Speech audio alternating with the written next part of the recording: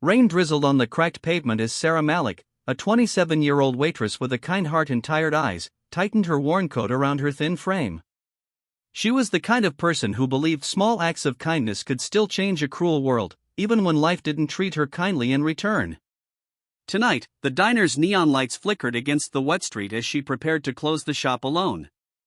That's when she saw him, a frail homeless man standing by the glass door, his hands trembling, his face pale, his eyes desperate. Sarah froze. The rule was clear: no free meals. No charity. Not even leftovers. But the man's lips were bluish, and his eyes begged for warmth more than food. Would she obey the rules and keep her job, or risk everything for a stranger? Would this small act of compassion come back to save her, or destroy her life completely? The clock struck 11:45 p.m., and the streets of Karachi were nearly empty. The heavy rain had turned the city into a maze of reflections, each streetlight shimmering on puddles like shards of glass. Inside the old diner, the smell of frying oil and strong chai lingered in the air. Sarah wiped down the last table, her hands rough from endless washing, her mind already racing with how to stretch her paycheck to cover her sick mother's medicine and the rent that was due in 3 days. The only sound was the ticking wall clock and the faint hum of the old refrigerator. Her manager, Rashid, had left hours ago after locking the cash register and leaving his usual warning: don't give away food. We're not a charity. Sarah sighed as she stacked the last plate. Her hair was damp from earlier deliveries in the rain, and her shoes squeaked with each step. Just then, the bell above the door jingled faintly, not from someone entering, but from a gust of cold wind as the door cracked open. A shadow stood outside. Through the misty glass, Sarah saw a man in torn clothes, his beard matted, his hands clutching a plastic bag that looked almost empty. He didn't come in, he just stood there as the rain poured over him, his eyes fixed on the warm light inside. She hesitated, her heart thudding. What if Rashid finds out? What if this man is dangerous? Still, something about his posture, the way his shoulders shook, the silent plea in his eyes, made her step closer. "Sir, are you all right?" she asked softly, opening the door slightly. The cold air rushed in. His voice cracked. "Please, just a piece of bread. I haven't eaten in 2 days." Sarah's throat tightened. The leftover parathas and dal were going straight into the bin after closing. Perfectly good food. She glanced at the CCTV camera in the corner. It blinked red, always watching. "Wait here," she whispered and disappeared into the kitchen. Her hands trembled as she packed a warm meal, 2 parathas, a bowl of lentils, and a cup of tea in a paper cup. She wrapped it fast, hoping the rain's sound would drown the noise of the plastic rustling. When she stepped outside, the man's eyes widened as if he'd seen an angel. "May Allah bless you," he murmured, his hands shaking as he took the food. Sarah managed a weak smile. "Just eat somewhere warm, all right?" He nodded, tears mixing with the rain on his cheeks. "One day, I will repay you." She didn't believe that. People like him disappeared into the night, and life moved on. The next morning, the diner was buzzing. Workers on their way to offices, schoolchildren waiting for their chai and biscuits. Rashid's face was red as he pointed at the CCTV screen. "Who gave away food last night?" he barked. Sarah felt her stomach drop. I did," she admitted, her voice barely above a whisper. "You what?" Rashid slammed his palm on the counter. "Do you think this is a charity? You cost us money. You disobeyed a direct rule. It was leftovers, sir." He was freezing out there. "It didn't hurt anyone. It hurt my business." Rashid interrupted. "Pack your things. You're done." Customers turned their heads. The clatter of cups paused. Sarah stood frozen as the world around her blurred. She wanted to argue, to explain, but the words stuck in her throat. She had no savings, no backup plan. Just her mother in their small rented room, waiting for her. By afternoon, she walked out with her apron folded under her arm, the rain starting again as if the city itself was weeping for her. That night was silent. Her mother coughed softly in the corner, wrapped in a shawl. Sarah stared at the cracked ceiling, sleepless. The kindness she thought would bring peace had instead thrown her life into chaos. "How will I pay the rent?" she whispered to herself. "What if the landlord throws us out?" The city roared outside, buses honking, rain pouring, and life moving on without her. The next day, as dawn painted the wet streets gold, Sarah returned to the diner to collect her final wages. Her eyes were red from crying, her hands cold from the morning chill. As she approached, a small crowd was gathered outside. The bell above the door jingled violently as Rashid rushed out, looking pale and confused. And then she saw him. The same homeless man, cleaner now, in a pressed coat, hair combed back, stepping out of a black car that had stopped right in front of the diner. People whispered. The man was holding something in his hand, a thick brown envelope, and his sharp eyes scanned the street until they landed on Sarah. He smiled. Not the broken smile of a beggar. The confident, knowing smile of someone who didn't belong to the streets at all. "Sarah Malik?" he asked, his voice steady. She froze on the steps. "Why, yes." The man walked closer, the crowd parting for him.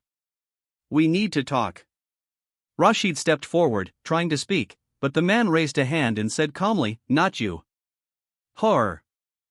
Sarah's fingers tightened around her worn-out shawl as the rain-soaked crowd slowly began to disperse, whispering in low voices. The same man she had fed out of pure compassion just 2 nights ago now stood before her like someone from another world. His coat was clean, his beard neatly trimmed, and his eyes carried the calm weight of someone used to power, not pity. The black car behind him hummed softly, its tinted windows hiding whoever else might be inside. Rashid, the manager who had fired her so ruthlessly, hovered near the door, trying to act composed, but the twitch in his jaw betrayed his unease. "Let's talk somewhere quiet," the man said, his tone polite yet commanding. Sarah hesitated. She didn't know this man. For all she knew, this could be some elaborate trick or something dangerous. But the way he said her name, it wasn't just coincidence. She glanced at Rashid. His face was pale. "Sarah, don't go anywhere with him," he muttered. "You don't know these people." The man turned his sharp gaze toward Rashid, and for a second, the proud manager who had scolded her like a child seemed to shrink. "You're not the one I came for," he said coldly. Sarah took a cautious step forward. Why are you here? Who are you?" The man finally held out the brown envelope. "My name is Adil Rahman. And what you did 2 nights ago may have saved my life." Inside the diner, the air was thick with tension. Sarah sat at a corner booth, her palms damp, while Adil placed the envelope on the table. Rainwater dripped from his coat onto the vinyl seat, forming dark spots. "I was testing people," Adil began. His voice was calm, but his eyes burned with a quiet intensity. "I wanted to know how far humanity has gone in this city, how many hearts still care when no one is watching." Sarah frowned. "Testing? You were pretending to be homeless?" Adil nodded slowly. "Yes. I've been doing this for a month, visiting different places, looking like a man who has nothing, asking for help. Almost everyone turned their backs. Some mocked me. Others chased me away. But you," he leaned closer. "You didn't just feed me. You risked your job." Her heart raced. "And because of that, I lost it." He exhaled sharply, almost a guilty sigh. "I know. And that's why I'm here." He pushed the envelope toward her. "Open it." Sarah's fingers shook as she slid it open. Inside were 50 crisp 1,000-rupee notes bound neatly with a bank slip. Her breath caught. That amount was more than her entire yearly salary at the diner. I can't take this," she stammered. "This is too much." "It's not charity," Adil said firmly. "It's repayment for your humanity. And it's just the beginning." Rashid, who had been eavesdropping from behind the counter, suddenly stepped in. Wait. This is my employee you're talking to. Whatever this is, it concerns me too. She broke my rules." Adil's gaze turned cold. "Your rules?" He reached into his coat pocket and pulled out a business card, sliding it across the counter. "I own this street block, Mr. Rashid. including this diner's lease. The manager's face turned ashen. What? Sarah's eyes widened. The man she had helped was not a beggar. He was a landlord. Maybe even a powerful businessman. Adil turned back to her. I saw how you treated me when you thought I was nothing. That told me everything I need to know about your heart. Sarah's voice trembled. Why are you doing this? What do you want from me? He leaned back, his gaze steady. I want to offer you a job. A real one. With dignity. Not just as a waitress. The words felt unreal, like something out of a dream. But before she could speak, a loud bang echoed outside. The crowd that had been dispersing now screamed as a motorcycle skidded to a stop, and a man in a black helmet hurled a rock through the diner's window. Glass shattered. People ducked. Rashid cursed and hid behind the counter. Sarah flinched as shards flew near her hands. Adil didn't move. His eyes narrowed as the motorcycle sped away into the rain. What was that? Sarah whispered, her heart pounding. Adil's jaw tightened. It seems someone doesn't want me here. The next few minutes were chaos, Rashid yelling about the damage, customers rushing out, the rain pouring heavier. Adil remained calm, even as police sirens wailed faintly in the distance. He turned to Sarah again. Take the envelope. Go home. Think about my offer. I don't even know what the offer is, she said breathlessly. You'll know tomorrow, he replied. I'll send a car. She stared at him, confused and afraid. Why me? Why all this? Adil stood, placing his hat back on his head. Because you have something money can't buy. And I need someone like that. Before she could ask more, he left, stepping into the black car that vanished into the rain-soaked street. That night, Sarah sat on her bed, the envelope clutched in her lap, the rain still tapping against the window. Her mother stirred from sleep. What's that? She asked weakly. Something strange, Sarah whispered. I think my life is about to change. But in the back of her mind, a cold fear crept in. The man who had appeared out of nowhere wasn't just a generous stranger. Someone had tried to attack him. And now, because of that one act of kindness, she was in the middle of something she didn't understand. The rain had finally stopped, leaving the streets glistening under the dim glow of the streetlights. Inside her small room, Sarah Malik lay wide awake, staring at the envelope resting on the wooden table. Her mother's soft snoring filled the silence. 50,000 rupees, enough to cover rent, medicine, and even groceries for months. Yet, the weight of it felt heavier than her entire life. Sleep refused to come. Every time she closed her eyes, the image of Adil Rahman stepping out of that black car replayed in her mind, along with the rock shattering the diner's window and the faceless rider speeding away. Who was trying to harm him? And why had she, a simple waitress, been caught in the middle of it? Her old phone buzzed at 4:37 a.m., startling her. No one called her at this hour. She picked it up hesitantly. Hello? A deep voice replied, Sarah Malik? This is Adil. She sat up, clutching the blanket. How did you get my number? I told you I would send a car, he said calmly, ignoring her question. But things have changed. There's something you need to know before that happens. Are you alone? Sarah glanced at her mother, still asleep. Yes. What is this about? Who threw that rock yesterday? A brief pause. That was a warning from people who think I should stop what I'm doing. But I won't. And now, because you helped me, they might come after you too. Her breath caught. Come after me? Why? I didn't do anything. You showed humanity, Adil replied, his tone heavy. That's enough to make you stand out, and standing out is dangerous in this city when money controls everything. By sunrise, Sarah's mind was a storm. She boiled tea for her mother, pretending nothing had changed, but her hands trembled as she poured the steaming liquid. Outside, the streets bustled with their usual chaos, hawkers shouting, buses honking, and office workers rushing past. At 8 a.m., a sleek black car stopped at the corner.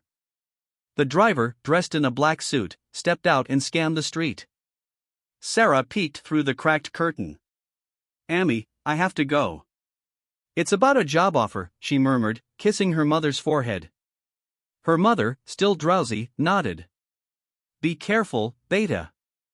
The car's interior smelled of leather and rain. The driver didn't speak, only handed her a small sealed note with Adil's handwriting, no questions to the driver. "Just come." Half an hour later, they stopped outside a tall, modern glass building, a sharp contrast to the cramped streets she called home. Security guards nodded at her as the driver led her through a private entrance. Adil was waiting in a spacious office overlooking the city skyline. He wasn't wearing the ragged clothes anymore. He looked like a man in control, tailored suit, polished shoes, and a watch that probably cost more than her entire life savings. "You came," he said with a faint smile. "I didn't have much of a choice, did I?" Sarah replied, folding her arms. "You said my life could be in danger. What is going on?" Adil motioned for her to sit. "I run a foundation, one that fights corruption in this city. We expose illegal businesses, help the poor, and fund shelters. But our work has made enemies. There are people, very powerful people, who would rather see us destroyed than see the poor lifted." Sarah frowned. "So when you dressed as a homeless man?" "I was looking for real people," he said. "People who help without expecting a camera or reward.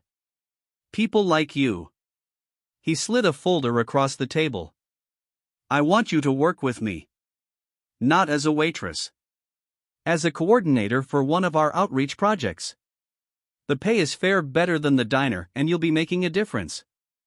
Sarah hesitated. This sounded unreal. Yesterday she was scrubbing plates, now she was being offered a position in some secret fight against corruption?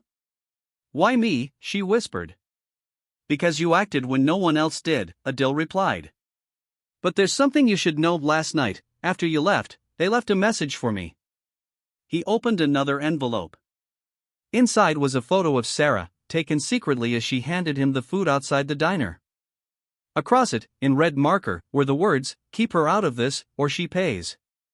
Sarah's blood ran cold. "What? Who did this?" Adil's eyes darkened. "Men who fear losing control. They'd been watching me, and now, you." The office felt suddenly smaller, the glass windows like thin shields against the outside world. Sarah wanted to run, but where? Back to her rented room, where shadows might already be watching. Or stay here, where the storm was just beginning. Adil's voice softened. "You can walk away now. Take the money I gave you, disappear for a while. Or, you can join me. But if you do, you'll need courage." Her hands trembled in her lap. Her life had been simple, hard, yes, but predictable. Now it felt like the city itself had turned its eyes on her. She looked out the window at the maze of streets below, her heart pounding. If I walk away, will they still come after me? And if I stay, what will I become? A knock at the door interrupted her thoughts. One of Adil's assistants stepped in, whispering urgently in his ear. His face went pale. "What is it?" Sarah asked. Adil stood slowly. "Someone just tried to break into your house." Her stomach dropped. "My mother. They didn't harm her." "My people got there first," he said quickly. "But this is no longer about a job offer, Sarah. It's war." The moment the words left Adil's lips, "It's war," Sarah felt her world tilt. Her chest tightened as her mind flooded with her mother's fragile face, lying in that tiny rented room, unaware of the storm brewing around them. "Break into my house?" Her voice shook as she stood from the chair. "Why? What do they want from us? I didn't do anything." Adil raised a calming hand. "They want leverage. They know I won't step back easily. They think hurting someone innocent, someone I care to protect, will scare me into silence." Sarah's breath caught. "Someone you care to protect? You don't even know me." "I know enough," he replied firmly, his eyes locking with hers. You had nothing to gain that night, and yet you chose kindness. In my world, that is rare. The office door shut behind his assistant, leaving them alone again with the hum of the city outside. The rain had stopped, but dark clouds still loomed like heavy curtains over the skyline. Sarah clutched her hands together. So what now? Do I hide? Do I run? Adil leaned forward. I will have my men escort your mother to a safe house. Somewhere no one will find her.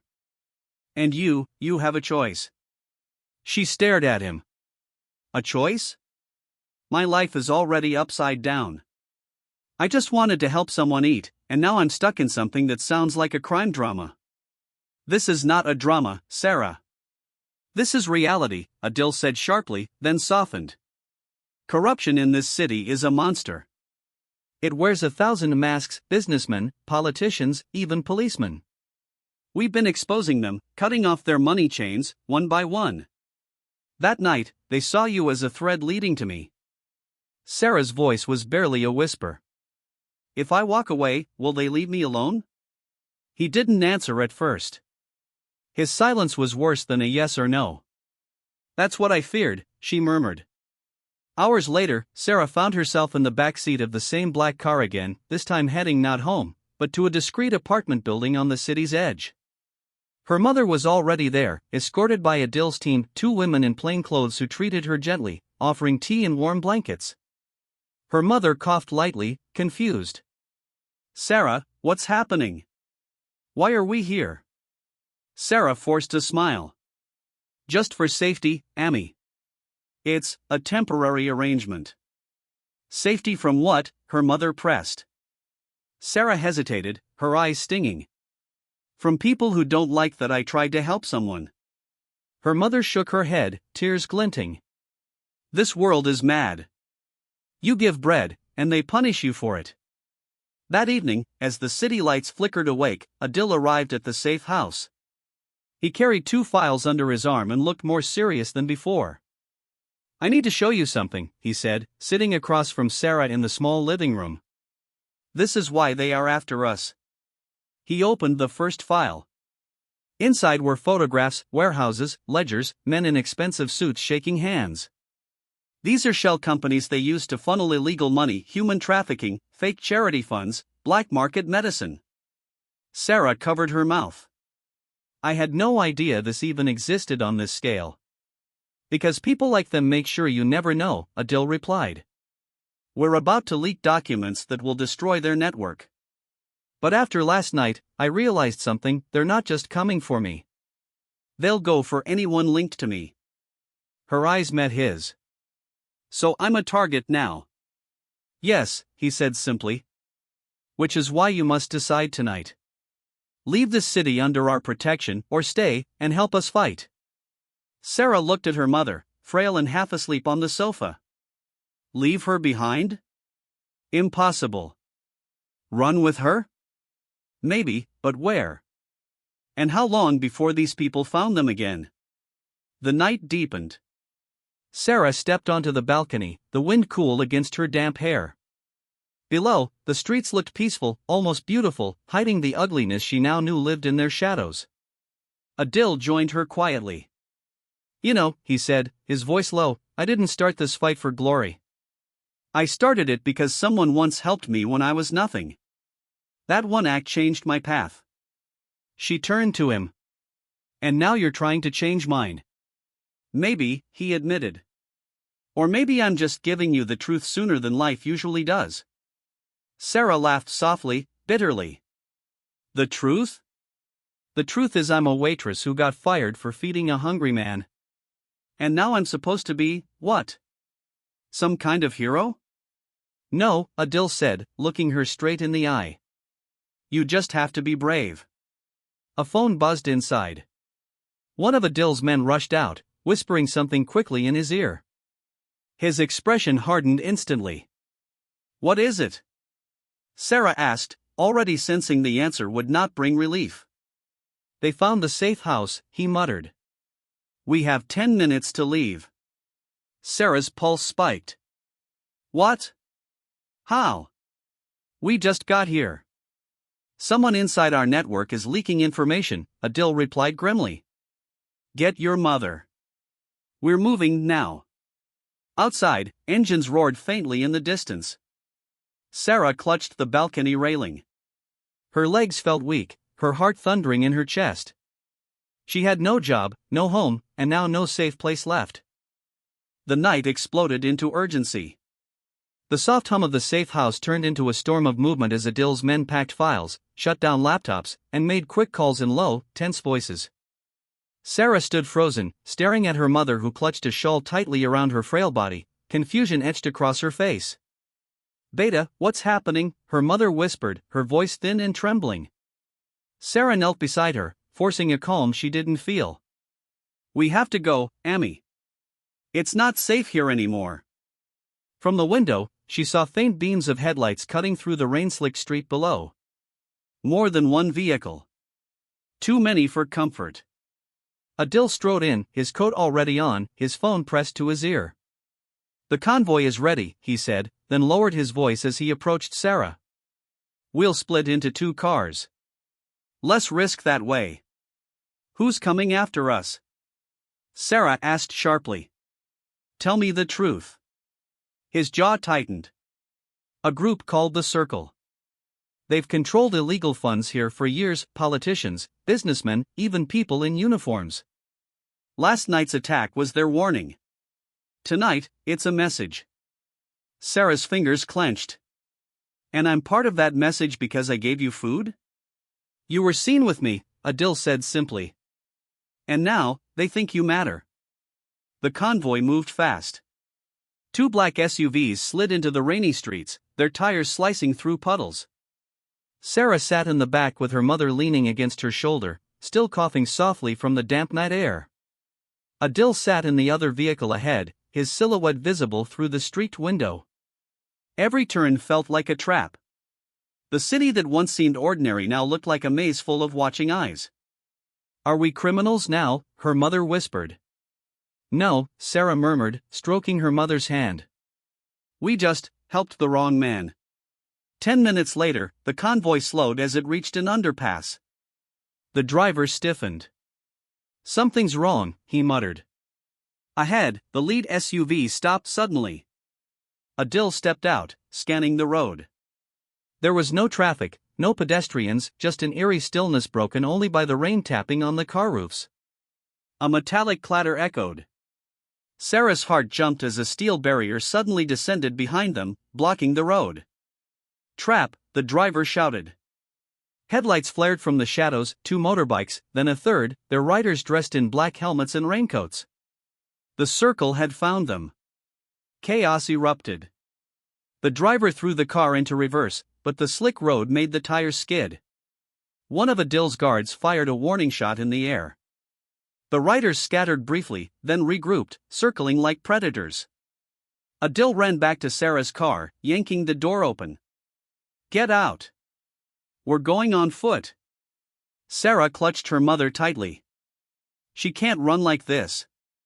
Then stay and be a target, he snapped. The choice cut through her like a blade. She wrapped her arm around her mother's waist, helping her step out into the cold, wet night. The underpass echoed with the growl of engines and the hiss of rain. Shadows flickered along the walls as the Circle's riders closed in. Adil led them up a narrow side stairway that reeked of damp concrete and old smoke. One of his men stayed behind to stall the pursuers. The sharp crack of gunfire echoed once, then silence. Keep moving, Adil urged. Sarah's legs burned as they climbed, her heart hammering with every step. Her mother wheezed beside her, clutching the railing with trembling hands. At the top, a dark alley opened into a maze of old warehouses. Steam rose from vents, and the night air was thick with the smell of rust and rain. Adil pulled out his phone. Our backup car is 2 streets away. If we make it there, we can disappear. Sarah spun on him. Disappear? How long do you expect us to run? I didn't sign up for this. His eyes met hers, sharp but not angry. You signed up the moment you chose compassion. They slipped through the alley, their wet shoes squeaking on the uneven ground. The sound of engines still echoed faintly, but farther now. Then, crack! A bottle shattered ahead. A figure stepped out from the shadows. Sarah froze. It was Rashid, her former manager. "Rashid," she gasped. "What are you doing here?"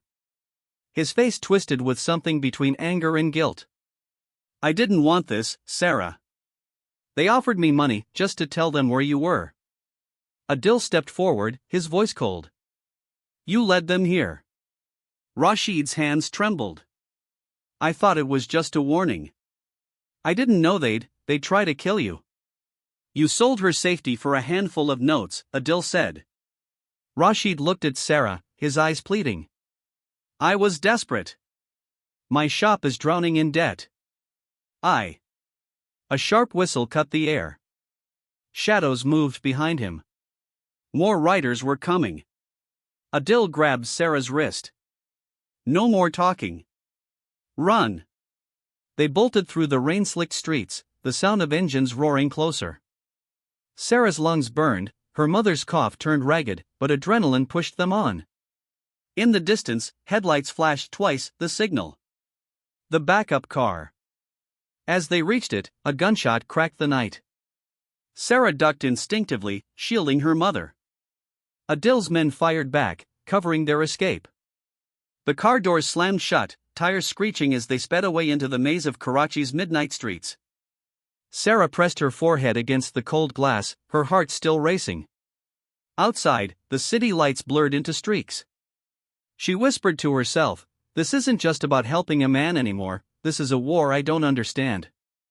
The city was still dripping with rain when the backup car finally stopped.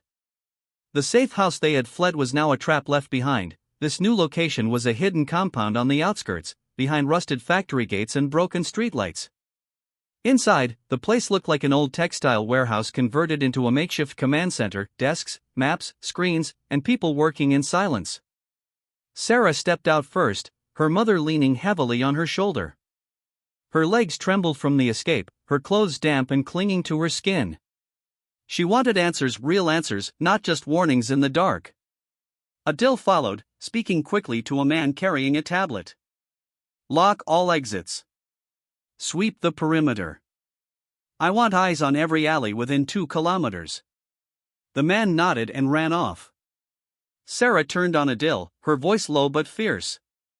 "How long do you plan to keep us like fugitives? I didn't ask for this." Adil met her gaze without flinching. "And yet, here you are alive because we kept moving. If we had stayed, they would have surrounded us." Her mother coughed softly, the sound dry and sharp. Sarah eased her onto a bench and covered her with a blanket. "She's not strong enough for this," Sarah whispered. "She's sick."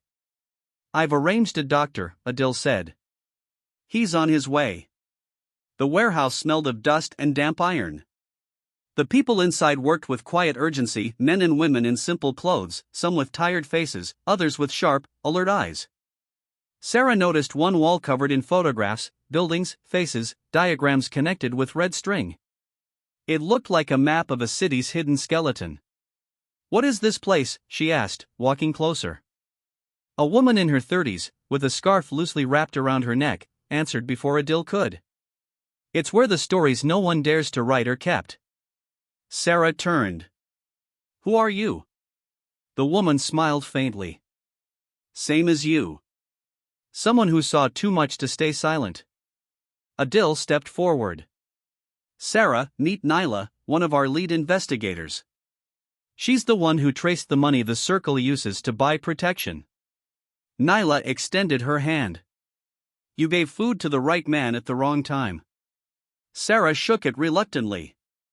"So you're saying this isn't just about me being kind? It's about me being seen." "Exactly," Naila said. "They saw you. That makes you dangerous, because you're a witness to their cruelty." A doctor arrived, a quiet, elderly man carrying a small black bag. He checked Sarah's mother, listened to her breathing, and nodded. "She needs rest and medicine. Nothing too serious, just weariness and cold." Sarah exhaled in relief. For a brief moment, the chaos faded, and the simple need to keep her mother safe became her only anchor. Adil watched silently, then spoke. You asked me yesterday why I came back for you. The truth is, I didn't plan to involve you. But that night outside the diner, you reminded me of something I'd almost forgotten. There are still people in this city who act with heart, not calculation. Sarah crossed her arms. That's touching, but it doesn't change the fact that my life is now in danger. Which is why I want to turn that danger into purpose, he said. She frowned. What does that mean? Adil gestured toward a large digital map on the wall. Tomorrow, the Circle is moving one of their major cash shipments. Millions, dirty money that keeps their politicians, their police, their thugs alive. If we cut that off, we cripple them. Sarah's voice rose. And where do I come into this? I'm not a fighter. I'm not even part of your organization. Adil's eyes softened. You know the streets. You've seen the faces they overlook. People trust you. That shipment is passing through the very block you used to work in. The idea hit her like cold water. Her old neighborhood, the diner, the market, the streets she walked every day, was about to become a battlefield without anyone knowing. Nyla spoke gently. We don't want you in danger, Sarah.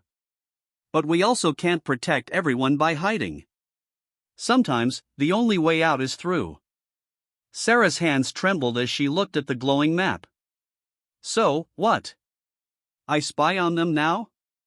That's your plan? Adil shook his head. Not spy. Warn. Divert. Create a crack in their shield.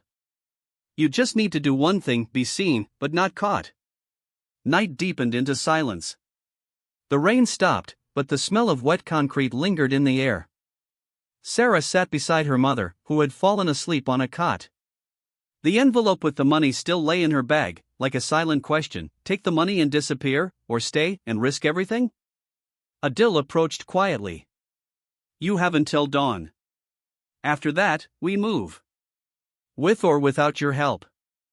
She looked up at him, anger and fear warring inside her. You talk like it's my choice. But you already know what I'll do, don't you? He gave a faint, almost sad smile. I know that kind of courage doesn't come from training. It comes from heart. And you have it. At 5:12 a.m., her phone buzzed again. This time, no call, just a message. Unknown number. We warned you. Leave with your mother before the sun rises, or the next window that breaks won't be a diner's. Sarah stared at the words, her fingers cold. She stepped outside the warehouse, the sky turning faint gray with the first light. The city beyond was waking up. Somewhere out there, people would have their tea, go to work, laugh, argue, unaware that a shadow war was unfolding among them. And she, a simple waitress, now stood at the edge of deciding if she would run with that envelope or walk straight into the storm and change everything. The first rays of the sun bled across the skyline, casting long shadows over the silent warehouse. Sarah stood by a cracked window, her breath fogging the glass, her heart pounding with the weight of an impossible choice. In her hand, the envelope felt heavier than it should, money that could save her mother or money that could betray the very people now protecting her. Behind her, the warehouse stirred awake. Adil was speaking quietly with Nyla, their silhouettes moving like ghosts against the dim light. Trucks hummed in the yard, being loaded with equipment, maps pinned and unpinned, radios crackling with coded chatter. They were preparing for war, and she was the only outsider in the middle of it. Her mother's soft cough echoed from the corner. That sound always broke her resolve. Every decision, every sacrifice, every extra shift at the diner, it had always been for her. Yet now, for the first time, someone had told her she could do more than just survive. Sarah closed her eyes. If I run, I save us. If I stay, I might save many. But what if staying meant she lost the only family she had left? The door creaked. Adil stepped in, his coat slung over his shoulder, his eyes already reading her face. You haven't slept. Neither have you, she said sharply. I'm used to it. He walked closer. Time's up, Sarah. We move in 20 minutes. Sarah turned fully, her fingers tightening on the envelope. And if I refuse? Adil didn't flinch. Then I put you and your mother on a car and send you to the coast. You start a new life. You never hear from us again. There it was, the easy way out. Clean. Safe. But also, hollow. What happens to the others? She asked.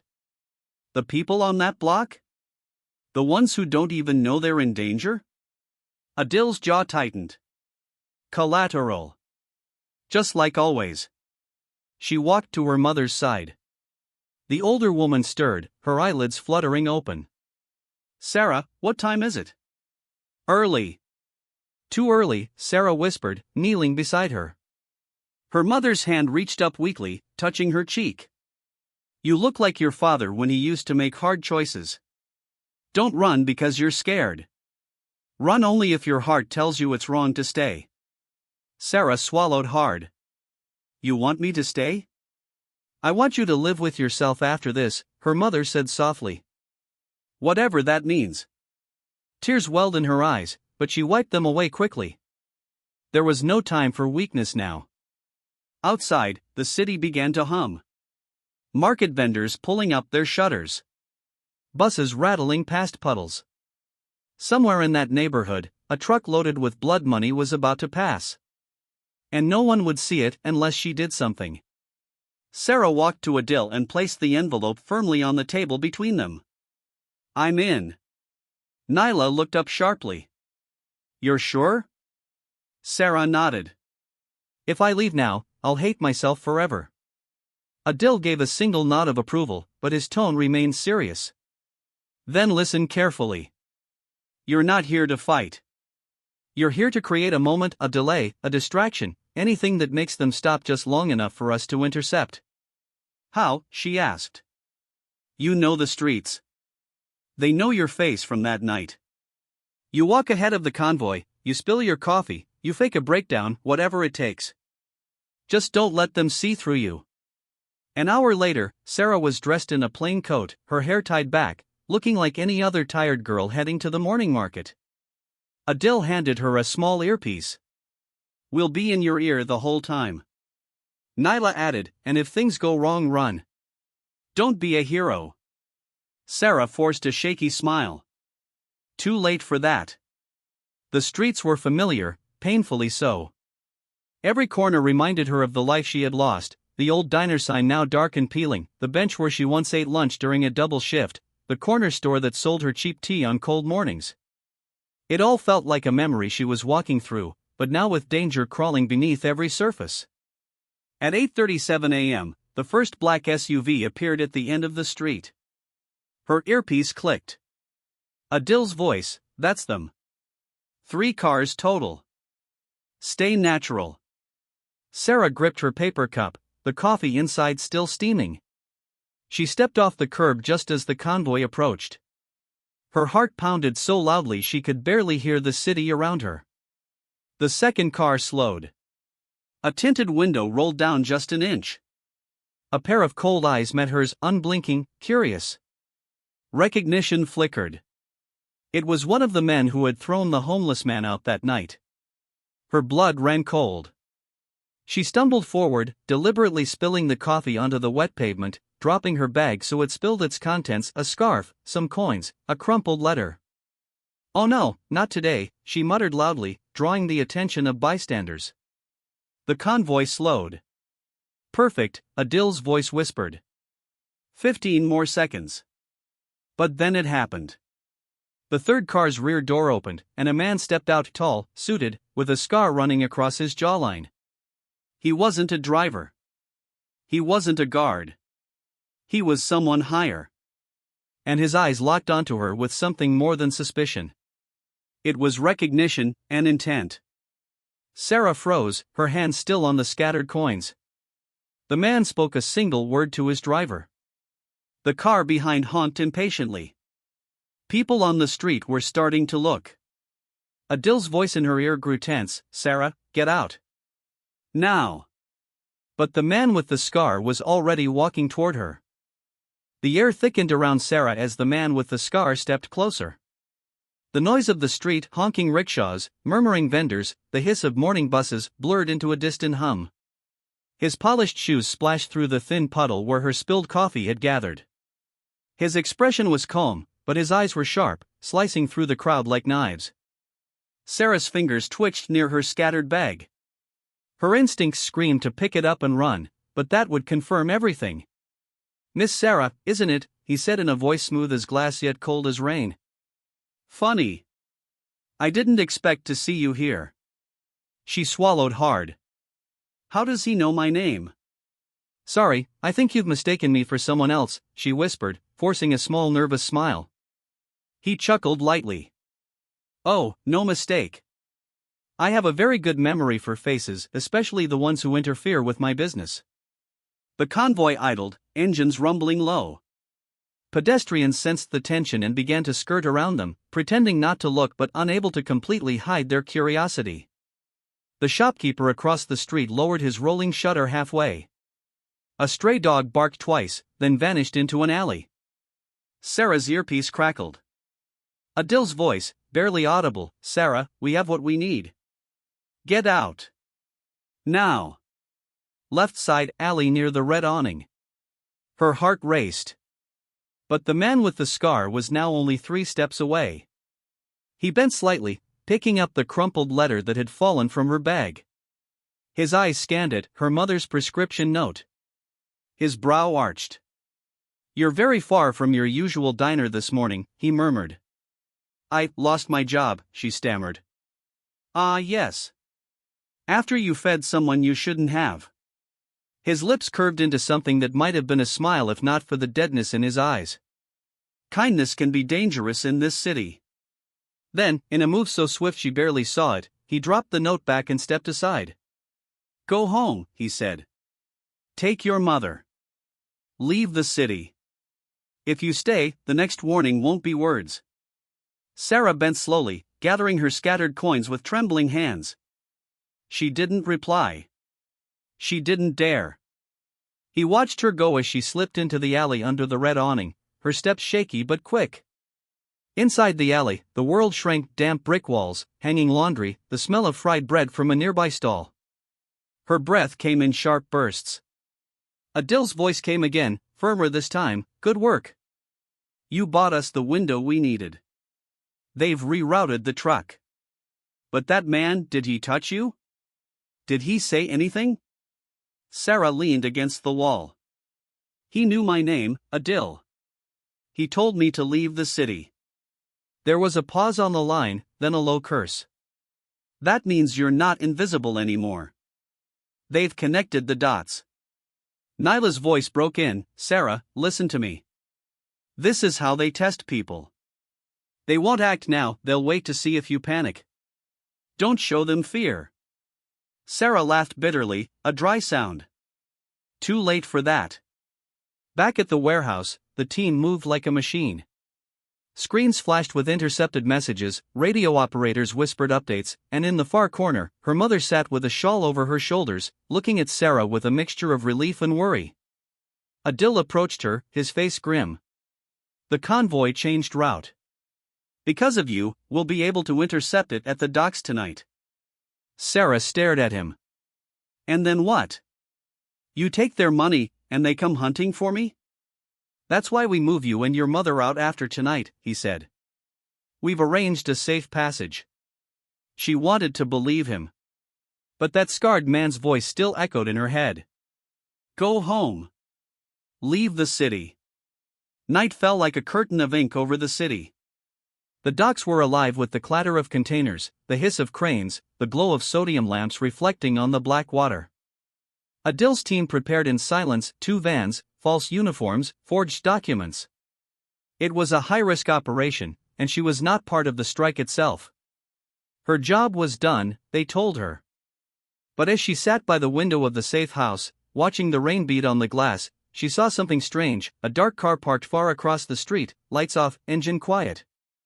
It hadn't moved for an hour. Sarah's gut twisted. She whispered, "Adil. I think they already know where we are." He came to the window, his jaw tightening. "Stay with your mother. Lock the door. At 10:42 p.m., the first shot shattered the quiet. Glass rained down. Shouts erupted in the hall below.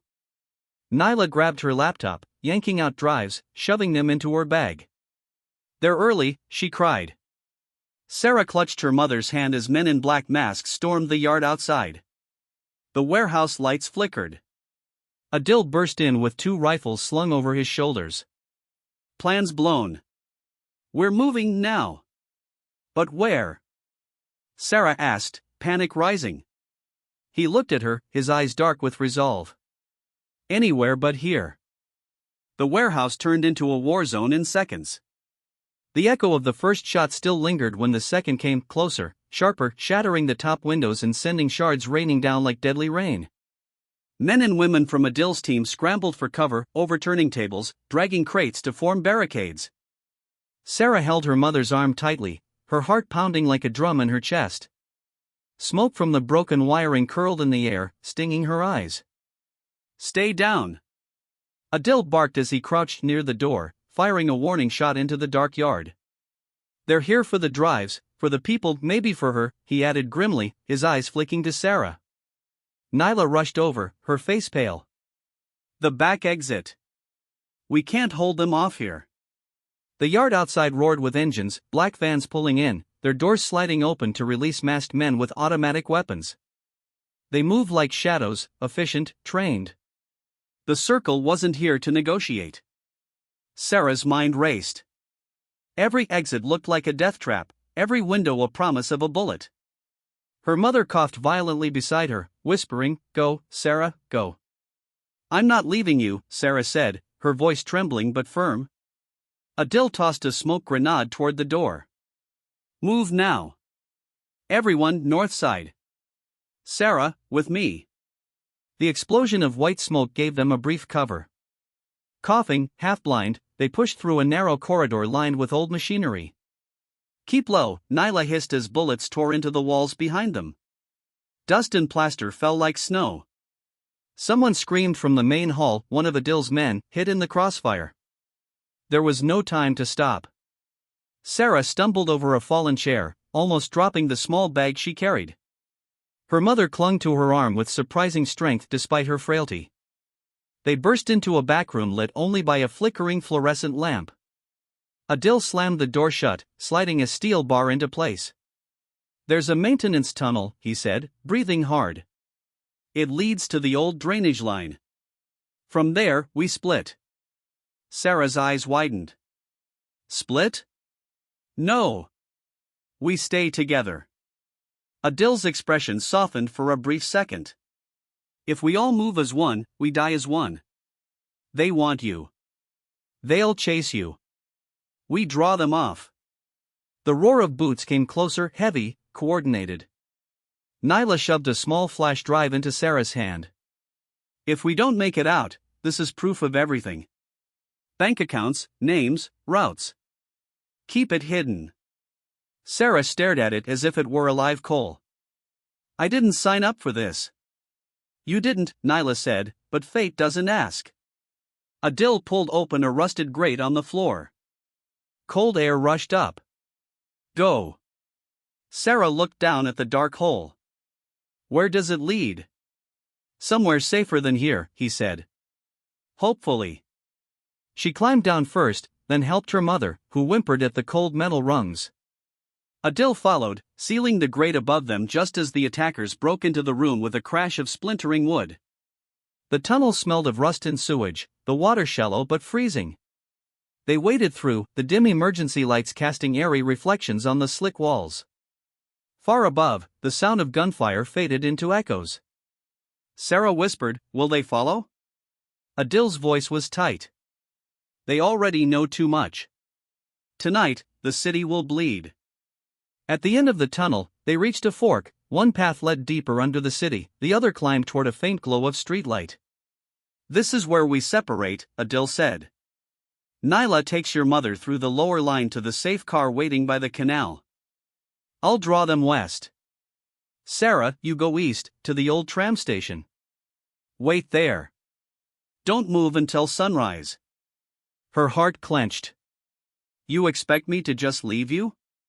Adele gave a thin smile. I expect you to survive. Nyla touched her shoulder. Trust him. He's survived worse. For a moment, Sarah hesitated, her mind flashing with all that had happened: the diner, the envelope, the scarred man's threat, the convoy, and now this sudden war ripping through quiet streets. She wanted to scream at them for dragging her into this. She wanted to cry for the life that was already gone. But her mother's eyes, soft, tired, pleading, told her what to do. I'll wait at the tram station, she said at last. But if you don't come back. Adele interrupted gently, then you run. And you don't look back. They split in silence. Sarah climbed the narrow passage toward the street, emerging behind a row of shuttered shops. The city was quiet again, almost peaceful, as if the chaos below had never happened. Only the distant wail of a siren hinted at the violence hiding in the dark. She wrapped her coat tighter, clutching the flash drive hidden in her palm. Proof of everything, Nyla had said. Proof that could destroy men like the one with the scar. She started walking. But halfway to the tram station, a voice called from the shadows. Well, well. I was wondering when you'd come up for air. She froze. There he was, leaning against a lamppost, coat dry despite the drizzle, a cigarette glowing faintly between his fingers. The man with the scar. The lamppost flickered as if it, too, feared the man standing beneath it. His scar caught the weak light, a pale reminder of an old wound. Smoke curled from his cigarette as he flicked the ash to the wet pavement. The street was almost empty, save for the hum of a faraway bus and the hiss of rain against the rooftops. Sarah's heart pounded. Her fingers clenched the flash drive in her pocket until her knuckles turned white. She fought to keep her breathing steady. How did you find me?" she whispered. The man smiled faintly, not with warmth but with certainty. This city talks. Cameras watch. Doors whisper. You left footprints, little waitress. And you carry something that doesn't belong to you. Sarah took a step back. I don't know what you're talking about. He flicked the cigarette into the gutter and stepped closer, his shoes making no sound on the wet street. Don't play dumb. You think we didn't notice the warehouse? The convoy? The smoke and chaos you left behind? His voice lowered to a dangerous softness. You've cost us money. Money buys silence. Money buys power. Do you know what it costs when that is lost? Sarah's breath quickened. I never wanted this. I just helped a man who was hungry. He tilted his head. Exactly. One small act. One meal. And now you're here, standing in the rain with something that could burn down an empire. She felt the weight of the flash drive like a burning coal in her pocket. Her mother's face flashed in her mind, then Adil's grim warning, run if you must. Don't be a hero. What do you want from me? She asked, voice trembling. He smiled, showing a glimpse of sharp white teeth. I want the story to end. You give me what you took, you vanish with your mother, and I let you live a quiet, small life. That's my offer. The rain dripped from the lamppost as the silence stretched. Somewhere in the distance, a police siren wailed, growing louder, then fading again. The city was awake now, but still half asleep, its streets indifferent to the quiet negotiation of power happening beneath its nose. Sarah's mind raced. If she handed over the flash drive, her nightmare might end. Her mother would be safe. They could leave tonight. Start over. But what about the people Adil was trying to save? What about the truth in her pocket? Her fingers curled tighter. I don't have anything, she said finally. His eyes darkened, the polite mask cracking just enough to reveal the threat beneath. Careful. I admire courage, but I despise lies. Footsteps echoed at the far end of the street. A group of early workers turned the corner, umbrellas raised. The man with the scar glanced at them, then back at Sarah. He stepped even closer, so close she could see the faint line of stitching in his tailored coat. His voice dropped to a whisper. You have until tonight. After that, not even the rain will wash away what happens. Then he slipped a card into her coat pocket. No name, just a number and a single symbol, a circle cut in half. He turned, his coat sweeping behind him, and walked away as casually as if he'd just asked her for the time. Sarah stood frozen for several heartbeats, then stumbled toward the tram station. The old platform was deserted, paint peeling from its wooden beams, the tracks rusted and slick with moss. She sat on a bench, breathing hard, clutching her bag to her chest. Until tonight. Adele was late. Too late. She checked the time, midnight had passed. Dawn was an hour away. Every sound in the station made her flinch, the rustle of a rat near the bins, the distant bark of a stray dog, the squeak of wind through the broken ticket booth window. She kept her hand over the flash drive as if it were her heartbeat. Then, finally, a van's headlights cut through the mist. Adele stepped out, his face pale, jacket torn at the sleeve. "You made it," he said quietly. "Barely," she whispered. "He found me." Adele stiffened. "Who?" "The one with the scar. He knew my name. He knew everything." Adele cursed under his breath. "Then we don't have much time." He glanced around, signaling the driver to stay alert. "Where's your mother?" "Nyla took her to the canal," Sarah said. "You told me to wait here." "And you did good," Adele said, though his voice held a tension that meant the opposite. They were already losing ground. He looked at her then, truly looked, and saw the fear behind her eyes. "Sarah, after tonight, everything changes. We're not just fighting for information anymore. We're fighting to survive." The van door opened wider. "Get in," he said. Sarah hesitated. "Where are we going?" "To finish this," he replied. "Or to make sure you never have to run again." As the van pulled away, she glanced back at the empty tram station, its shadow swallowing the place where the scarred man had stood hours ago.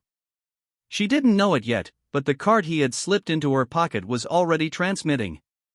The van's engine hummed low as it slid through the half-awake city, headlights cutting through the mist like narrow blades. Sarah sat with her hands wrapped tight around the strap of her bag, her knuckles pale against the dark fabric. The flash drive inside felt heavier than before, as if it had absorbed every whisper, every threat, every promise made in the shadows. Adele sat beside her, silent, his jaw set and his eyes scanning the rearview mirror too often to be calm.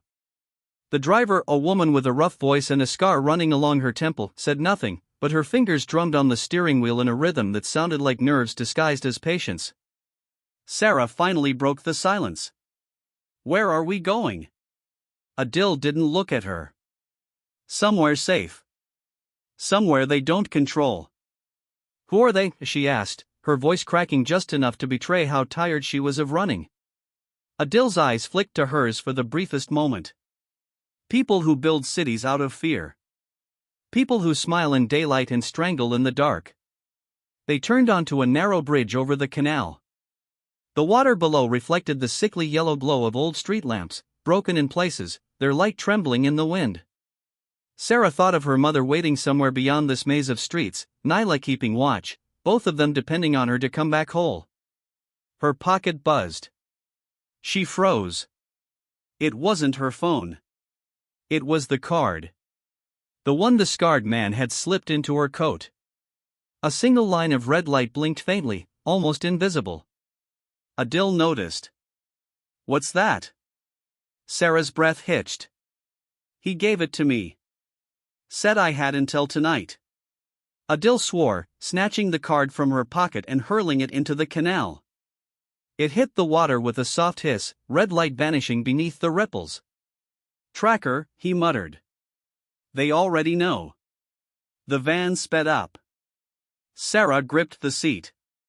"Then why are we still going straight to them?" Adele didn't answer right away. His fingers were tight on the edge of the seat. "Because if we keep running, they'll burn down the whole city looking for you. Sometimes the only way to escape a trap is to spring it." The driver shot him a glance. "Are you sure?" "No," Adele said flatly. "But we're out of choices." The city opened into an industrial district, warehouses lined like silent soldiers, windows dark, their walls streaked with rust and smoke. The van slid into an alley and stopped. Adil opened the door. "We walk from here." Sarah followed him into the cold air. The smell of oil and damp concrete clung to everything. Somewhere in the distance, a metal shutter clanged shut, echoing like a warning bell. They reached a heavy steel door. Adil tapped a code, and it opened with a hiss of stale air. Inside was a dimly lit room, maps on the wall, crates stacked high, a table with radio equipment flickering weakly. "This is your safe house?" Sarah asked, glancing around. "For tonight," Adil said. "After that, it's just another ruin." He motioned for her to sit. "Show me the flash drive." Sarah hesitated, then pulled it out. It was just a small piece of plastic and metal, no bigger than her thumb, yet everyone wanted it like it was gold. Adil took it, examined it, and placed it on the table. "This holds more than names," he said quietly. "It's proof, contracts, shipments, payments. The kind of truth that makes powerful men kill to keep breathing." Sarah swallowed hard. "And you want me to carry it?" "You were never supposed to," he said. "But you fed the wrong man one warm meal." A noise outside made them both freeze. A soft scrape. Then another. Adil moved fast, signaling the driver to cut the lights. Sarah's heart slammed against her ribs as the room went dark. Shadows swallowed the corners. The only sound was the faint tick of cooling pipes. Then a voice came from outside. Calm. Almost casual. "Little waitress," it called. "You forgot to call." Sarah's blood turned to ice. The scarred man. Adil drew a pistol, checked the chamber, and gestured for silence. The driver slid a blade from her boot. Sarah sat perfectly still, breath shallow, eyes locked on the door. A slow clap echoed from the alley. "I said tonight. You brought friends. Good. It makes the end more interesting." A shadow moved across the crack under the door. Then silence. Then click. The lights went out completely. Sarah's hand found the table edge. "Adil," she whispered. "Don't move," he hissed. Her mind raced. If they stayed, they'd be surrounded. If they ran, they'd be hunted. Either way, the circle on that card had already drawn itself around her. The trap wasn't coming. It was already here. The air was thick with silence, so heavy it pressed against Sarah's chest like a weight. The safe house was completely dark, the faint glow of the streetlights outside blocked by old steel panels. Adil stood near the door, gun ready, eyes scanning the darkness like a predator waiting for the first flicker of movement. Sarah felt her heart pounding in her ears. She could almost hear the blood rushing through her veins, loud enough that it seemed the people outside might hear it too. Then came the first sound, a scrape of metal against concrete. A whisper of a boot. The faint smell of cigarette smoke sneaking in through the door cracks. "They're here," the driver murmured, her knife glinting faintly in the dark. Adil didn't answer. He raised his hand, wait. Suddenly, the door handle twitched. Once. Twice. Sarah gripped the edge of the table. Do we run? Do we fight? Every instinct told her to scream, to flee, to find her mother and hold her close, but the flash drive on the table felt like a chain locking her in place. That tiny piece of plastic and data had turned her life upside down. Her job. Her safety. Her peace. Why me? She thought, her throat tight. I was just trying to help a hungry man. A low voice seeped through the door like smoke. Calm. Smooth. Dangerous. Little waitress, time's up. The door swung open with a sudden crash, light flooding in from a flashlight beam. 3 men stepped inside, dark coats, heavy boots, masks hiding half their faces. Behind them, the scarred man entered slowly, clapping his hands once, twice. "You made this very difficult," he said, his eyes glinting like glass under the beam. "I offered you a choice. Quiet. Simple. But now. He looked around at the maps, the crates, the radio. Now you've made it political. Adil fired first. The shot cracked through the air, shattering the stillness. One of the masked men dropped, his flashlight skittering across the floor. Chaos erupted, shouts, the slam of boots, the hiss of the driver's blade cutting through the air. Go! Adil shouted at Sarah. Through the back. But Sarah didn't move. Her eyes locked on the flash drive on the table. It was still there, a tiny glint in the chaos. The scarred man saw her hesitation. He smiled a slow, cruel smile. That's what this is about, isn't it? He said, stepping closer even as bullets ricocheted in the room. That little piece of truth. Sarah's hand darted forward. She grabbed the flash drive and bolted toward the back door. The driver covered her with a sweep of her blade, cutting one attacker across the arm. Adil fired again, the gun kicking hard in his hand. They burst into the alley behind the warehouse. Rain had begun to fall, cold, fine drops that turned the ground slick. The night smelled of oil and blood. Keep moving. Adil barked. Don't stop for anything. The three of them ran, feet splashing through shallow puddles. Behind them, the scarred man's voice echoed. You can run, little waitress. But you can't hide from the debt you just bought. Sarah's lungs burned. Her mind flashed to her mother, alone, unaware of the danger inching closer every hour. To Nyla, who had promised to keep her safe. To the homeless man, who was he really? Was he the reason all this started? Or just the first move in a game she never knew existed? They turned a corner and froze. Two black cars blocked the alley ahead. Doors opened. Men stepped out, silent, precise, like shadows with guns. Adil raised his weapon but lowered it slowly. Too many. Too close. The driver whispered, "Trap." Sarah clenched the flash drive in her fist so tightly it dug into her palm. If they take this, it's over. The faces of the men in suits were blank, but their eyes were cold. Then, from somewhere above, a sharp whistle. Everyone looked up. A rope dropped from the rooftop. A figure slid down, a woman in a dark hood, her face half hidden. She landed between Sarah and the men, throwing a flash grenade that burst with a blinding white light. Move, she shouted. Sarah didn't hesitate this time. She ran, the world a blur of light and shadow, her breath tearing through her chest. The hooded woman led them through a side gate, down a set of metal stairs, and into an underground tunnel that smelled of rust and old rain. When they finally stopped, far from the fight, the woman pulled back her hood.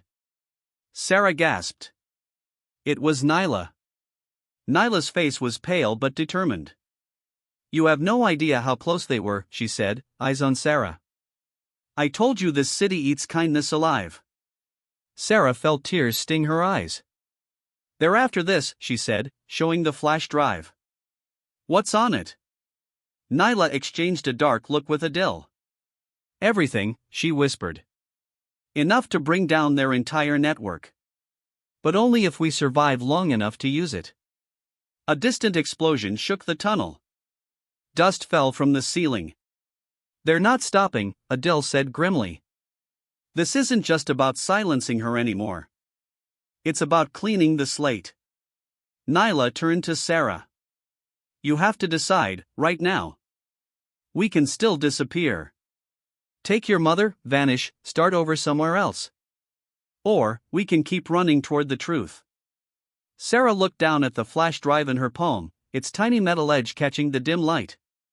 Run or fight. Save her family or risk everything for strangers. She took a slow, shaky breath. And whispered, tell me what I need to do. The tunnel smelled of old rain and rust, each droplet from the cracked pipes echoing like a countdown. Sarah sat on a cold metal bench, the flash drive still tight in her palm. Her knuckles were pale, her breathing uneven. She had made her choice, but the weight of it pressed against her like a mountain. There would be no going back. Adil crouched near a flickering light, sketching lines on a crumpled map. Nyla stood with her arms folded, her face carved with fatigue and worry. The hooded rescue had drained her. Sarah could see it in the tightness of her jaw, the slight tremble in her fingers. Sarah broke the silence. They won't stop, will they? Adil didn't look up. Not while that drive exists. And not while you do. Nyla stepped closer, her voice low. I've seen men like him, the scarred one. They don't just hunt. They stalk. They study. And when they can't break you, they go for what you love. The words sent a chill through Sarah's spine. My mother. Nyla's eyes softened, but her tone didn't. Exactly. Sarah's fingers dug into her palms. Then we have to move her. Now. Adil finally looked up. Move her where? Every place we hide, they find. They're not chasing shadows, they're reading our moves before we make them. A sudden vibration buzzed through Sarah's pocket. Her heart stopped. She pulled out her phone. One new message. No name. Just a photo. Her mother, sitting in the small living room, a shadow behind her chair, a hand on her shoulder. The scarred man's reflection faint in the mirror. And a message below. Trade for truth. One night. Or she disappears forever. Sarah's breath caught. They have her. Nyla cursed under her breath. Adil crushed the paper map in his fist. That was fast. Sarah stood. I'm going. I'll give them the drive. No, Adil's voice cracked like a whip. That's exactly what they want. You walk in, you die. Drive gone. Truth buried. But it's my mother. Sarah shouted, the echo bouncing through the tunnel. Her voice cracked with raw fear.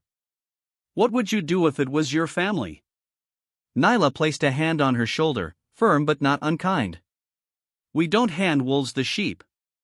We outsmart them. Adil began pacing. They want a trade, they get a trap instead. We set the stage, force them to show their teeth. Sarah shook her head. You don't understand him.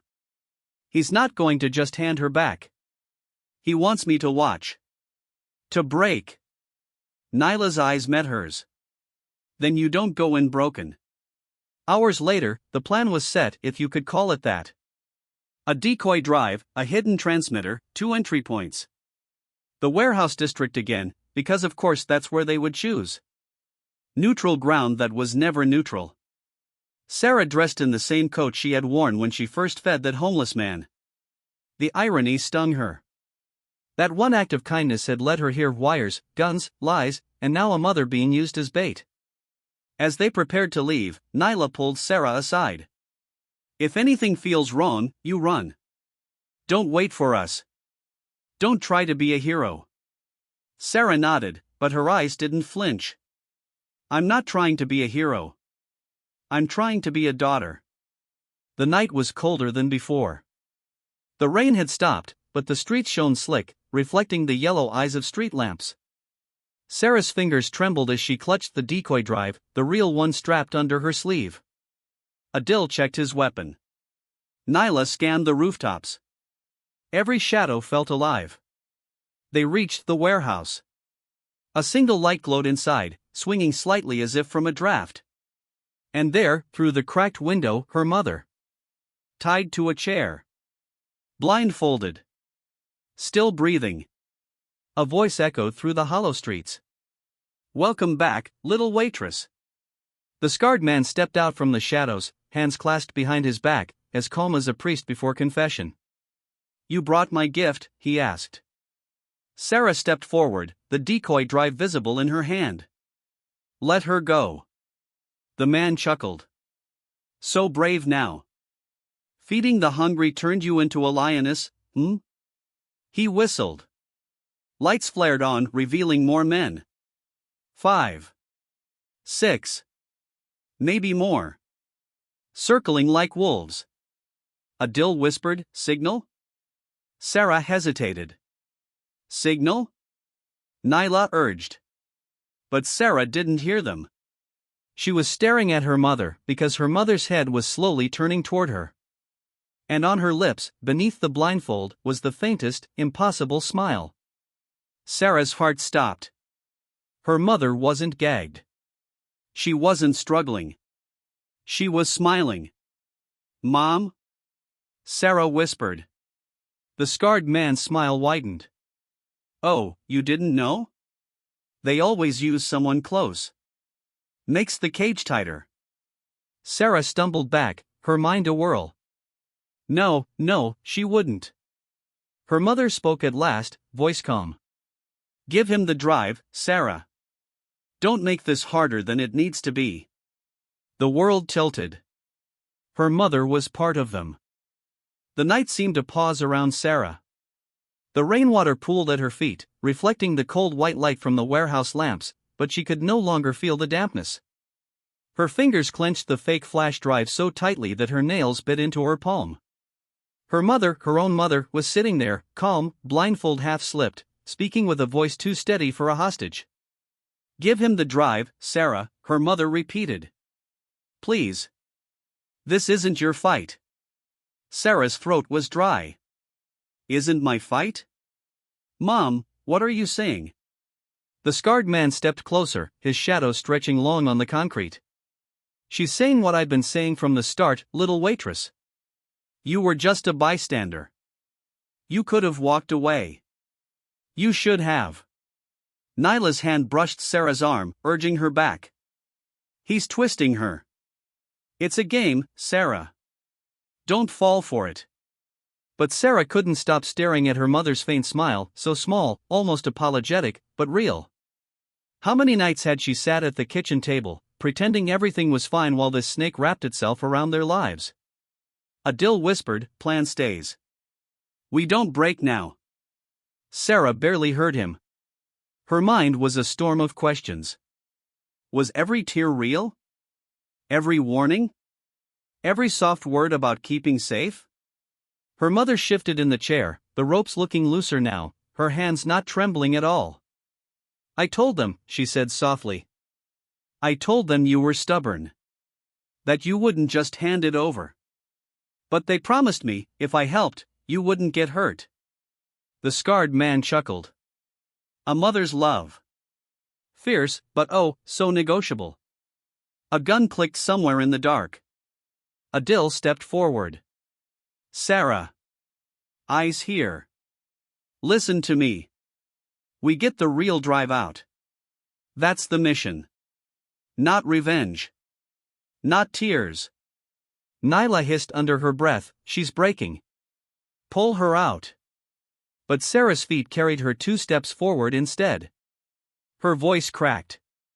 "Mom, why?" Her mother looked at her at last, eyes shimmering under the harsh light. "Because I was tired, Sarah. Tired of debts, of nights wondering how to pay bills, of looking over my shoulder." They offered security. They offered peace. I took it. The scarred man spread his hands. And here we are. The world is not built for saints, little waitress. Only survivors. Sarah felt the air leave her lungs. Her whole reason for fighting, keeping her mother safe, was now a noose around her neck. Adil leaned close and whispered, "Signal now. Or we die here." Sarah's fingers brushed the tiny transmitter hidden in her sleeve. The backup team, if it was even real, was waiting for that signal. Once pressed, chaos would reign. But her mother's eyes, they weren't hateful. They were pleading. "You don't have to be like them," Sarah whispered.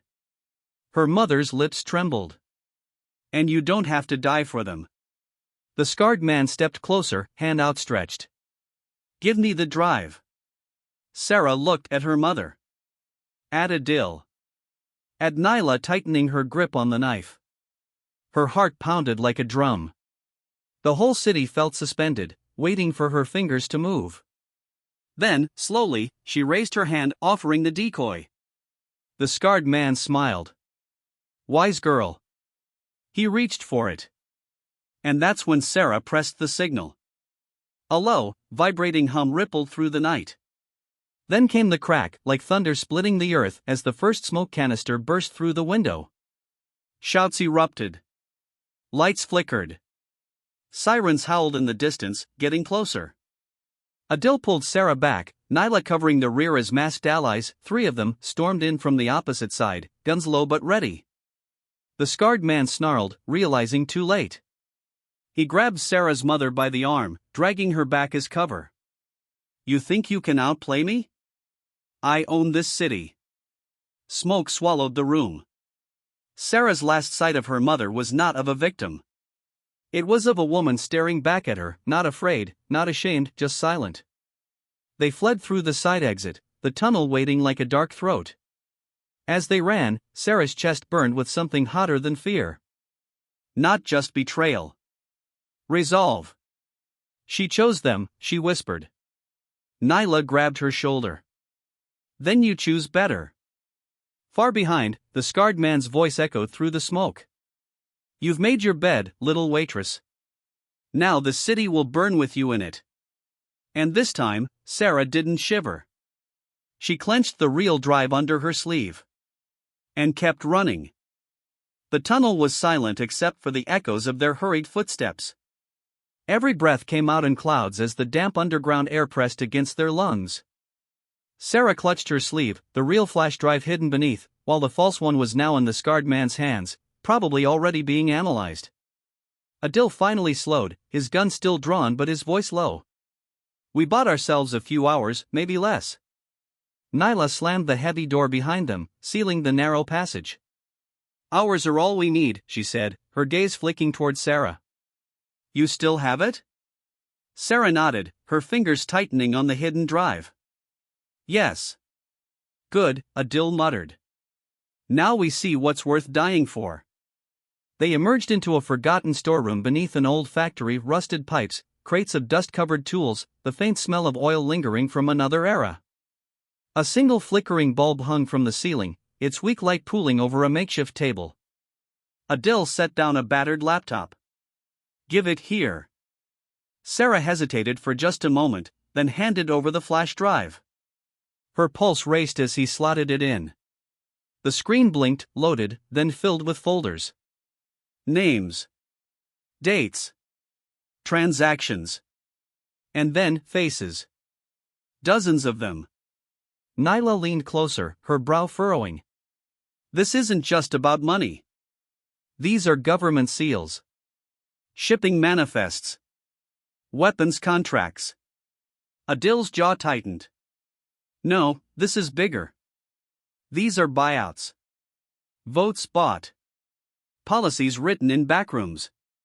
Sarah's stomach turned as she recognized one of the names, one from her mother's quiet rants at dinner, the man who helped their neighborhood rebuild but left half the families in debt for decades. This is the city, Sarah whispered. All of it. Adil nodded grimly. And more.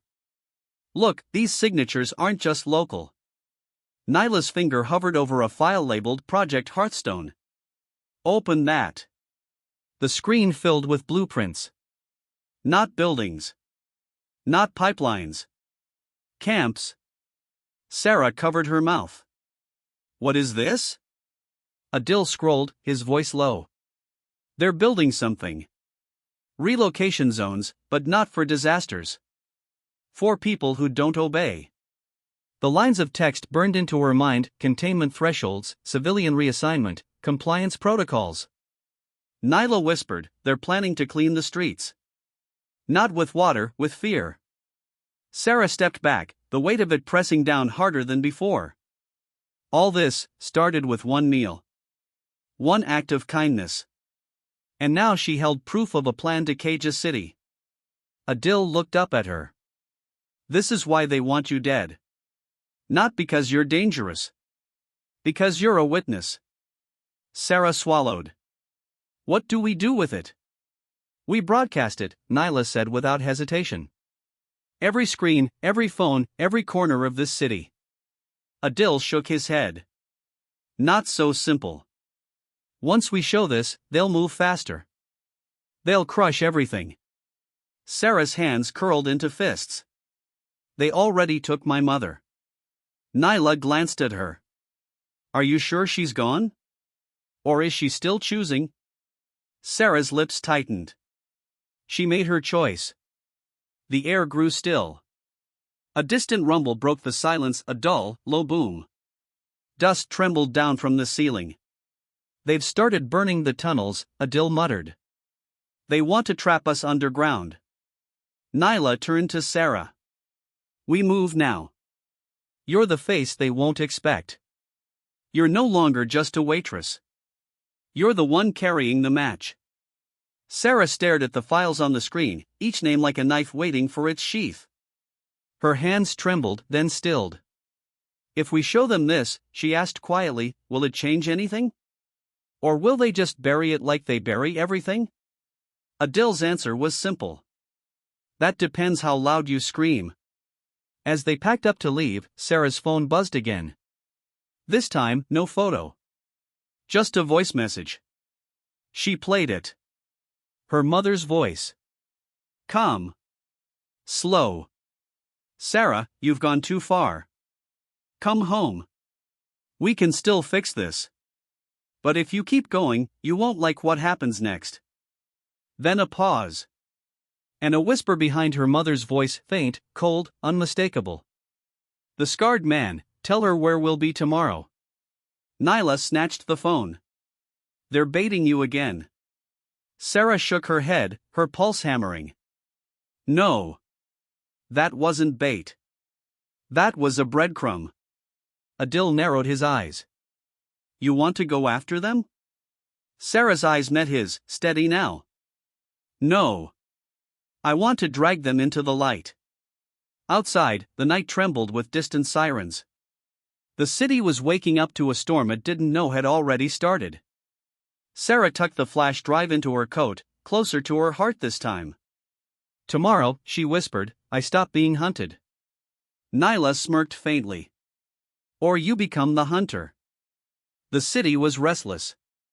Streetlights flickered over empty roads, and the usual chatter of night markets was replaced by whispers. Something was in the air, thick, unseen, crawling over rooftops like a warning.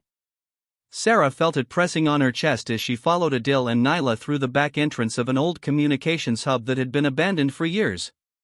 Dust lay thick on the control panels, but the satellite dish above still turned lazily, catching signals like a spider waiting for prey. This is it, Adil said, setting down his bag.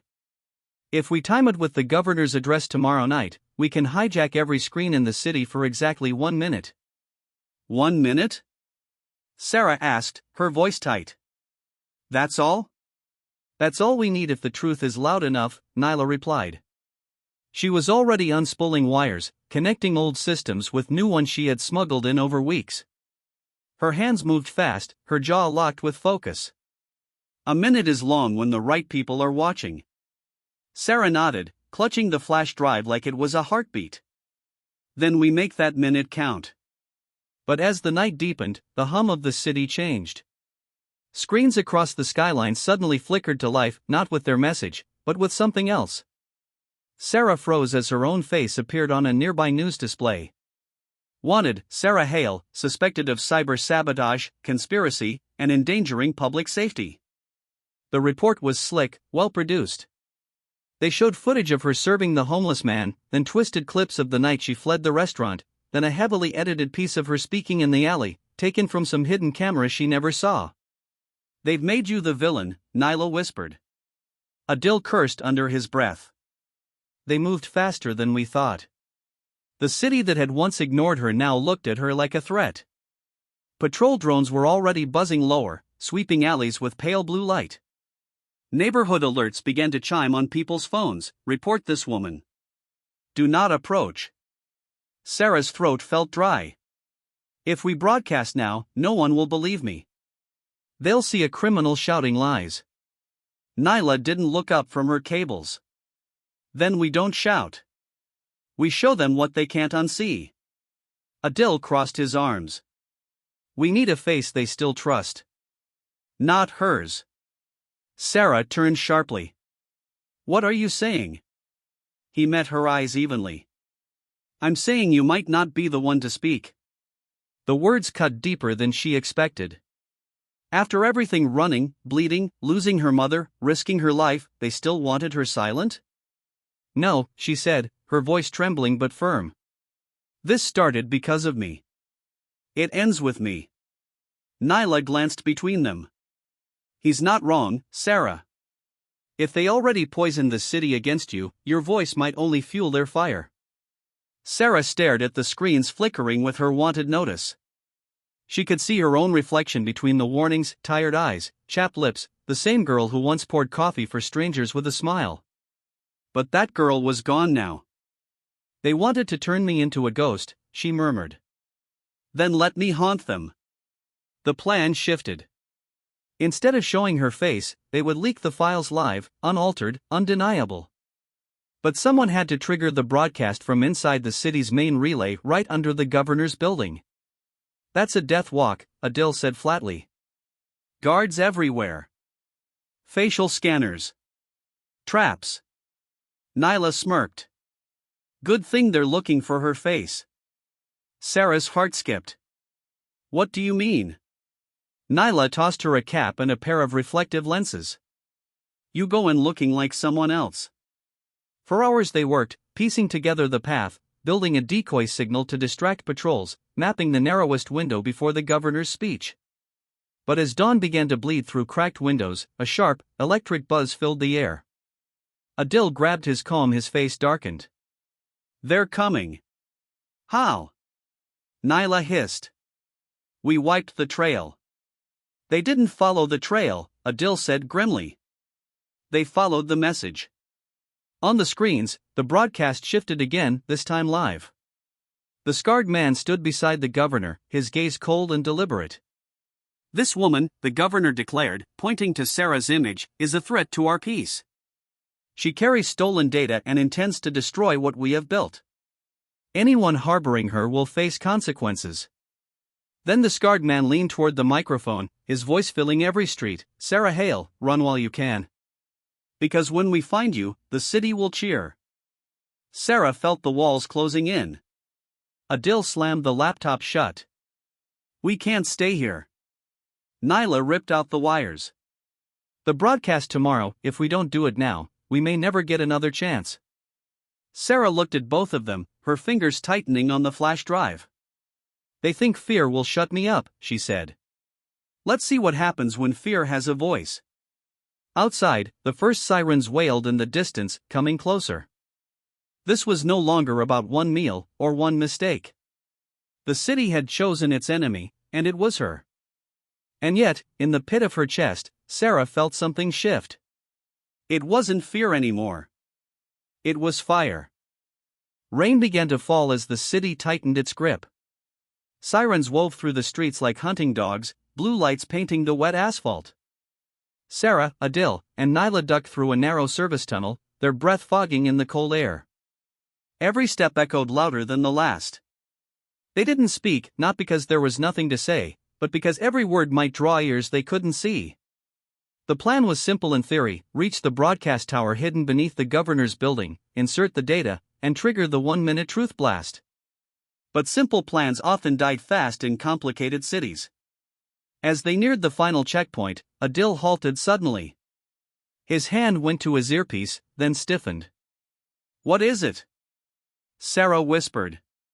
Signal, he said, voice tight. Encrypted. Not theirs, ours. Ours? Nyla frowned. We didn't send. Then it came again, a faint, rhythmic pulse, 3 short bursts, too long.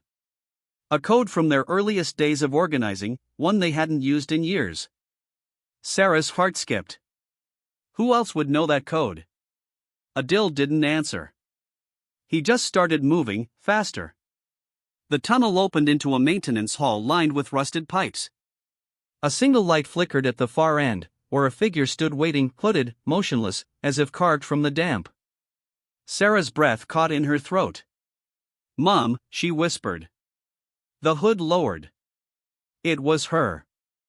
Her mother, Lena Hale, the woman she thought was gone dead or captured, stood alive, pale but upright, her eyes sharp in the half-light. You shouldn't have come here, Sarah, Lena said softly. Her voice trembled like a memory. They're using you. The air thickened. Adil stepped forward, his hand hovering near the concealed blade on his belt. "Step back," he warned. Lena's gaze flicked to him. "Still playing the soldier, Adil? Still dragging my daughter into your wars?" Nyla frowned, whispering, "Sarah, what's happening?" Sarah felt her pulse pounding in her ears. "You're alive. You let me think you were dead." "I had to," Lena said.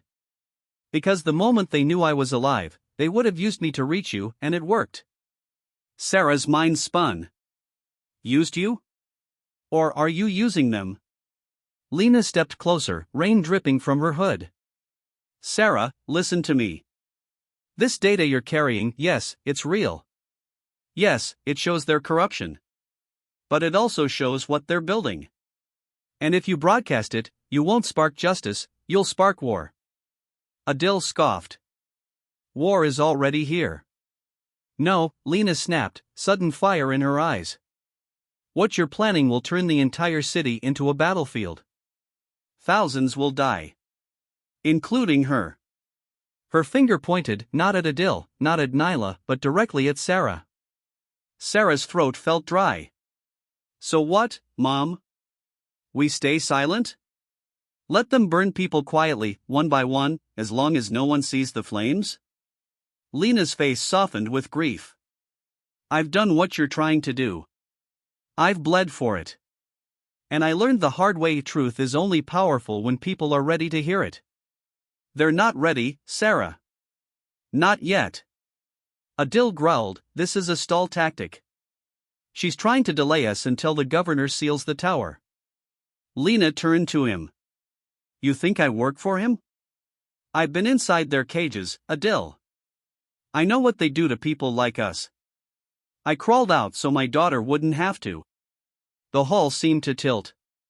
Sarah clutched the flash drive tighter. "If you don't want me to broadcast this, then why are you here? To stop me?" "No," Lena said quietly.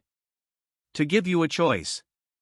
She reached into her coat and pulled out a second drive identical in size, but marked with a single white stripe.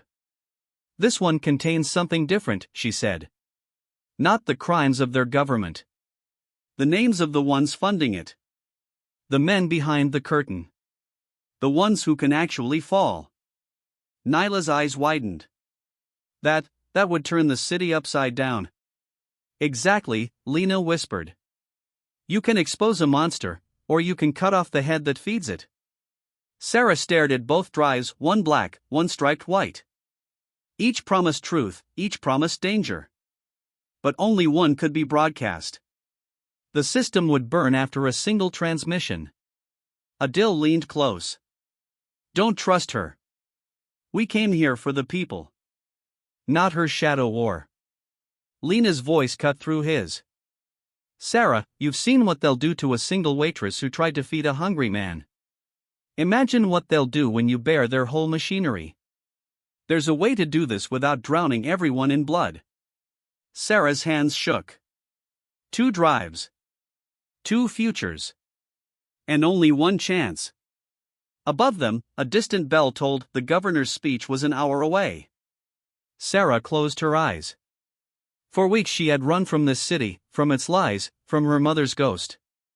Now that ghost stood breathing before her, asking her to choose not between good and evil, but between fire and fire. She opened her eyes. "I'll go," she whispered. Adil snapped his head toward her. "Which one?" Sarah slid both drives into her pocket. "The one that hurts them the most." The figure of her mother did not move as Sarah walked past, only whispered as she passed. "Then don't miss." Rain dripped from the ceiling. Somewhere far above, the city screens flickered, waiting. Sarah didn't know if she had just chosen to save the city or destroy it. But there was no going back now. The city was a maze of wet streets and electric shadows as Sarah, Adil, and Nyla slipped closer to the governor's tower. Rain plastered their clothes to their skin, and neon signs flickered overhead like silent witnesses. Somewhere beyond the clouds, the clock ticked down to the governor's speech. 1 hour had turned to 40 minutes. Time was running out. They reached the inner checkpoint, an old service shaft leading into the tower's ventilation grid. Nyla knelt by the grate, her fingers quick on the rusted bolts. "This is it," she murmured. "Once we're inside, there's no more running." Adil kept watch, his hand wrapped tight around the strap of his bag. Sarah felt the flash drives pressing against her side, two futures, burning cold against her ribs. "Ready?" Adil asked. "No," Sarah whispered. "But let's do it anyway." Inside, the tower was silent like a cathedral, all marble and steel. The walls reflected their pale faces as they moved between security cameras that blinked but did not track.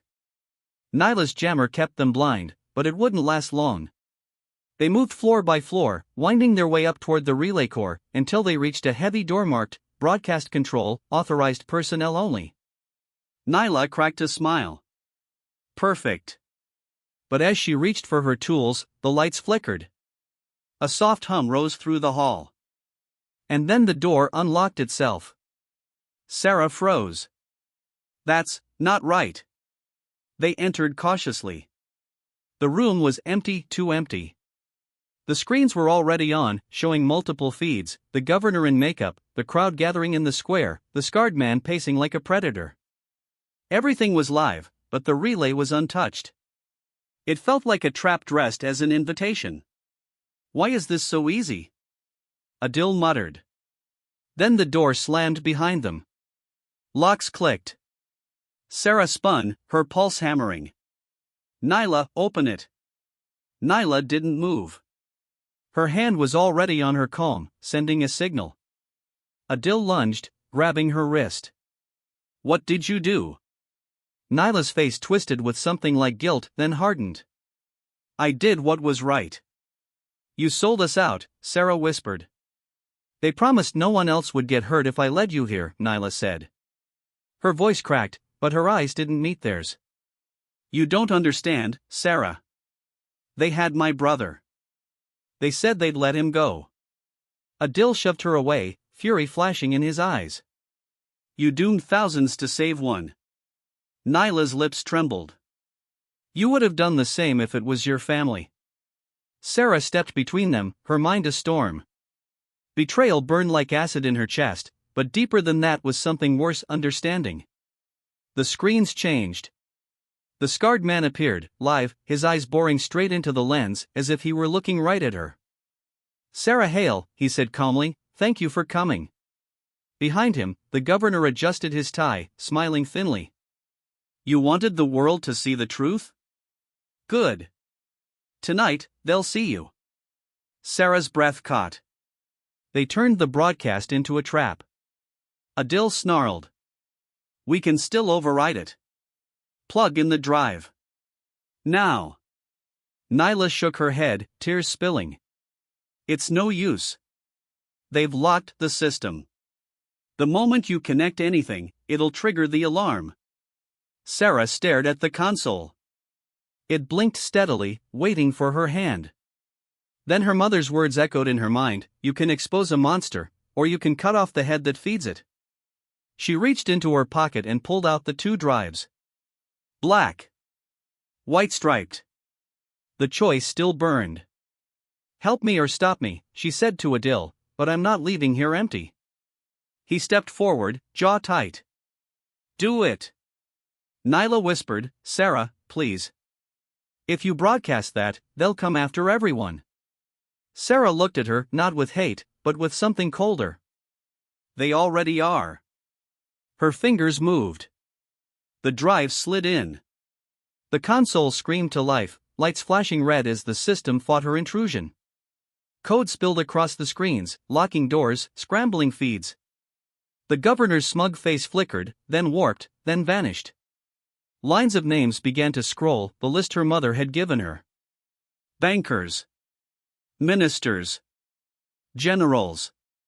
The ones who built the machine. Adil grinned. "You did it." But then the floor shook. From above, heavy boots thundered down the stairs. "They're here," Nyla whispered. Sarah yanked the drive free. "We've got 30 seconds before they cut power." Adil slung his bag over his shoulder. "Then we fight our way out." The door cracked. A flood of armored guards poured in, guns raised, visors gleaming. Sarah's heart pounded. They had lit the fire. Now the city would burn.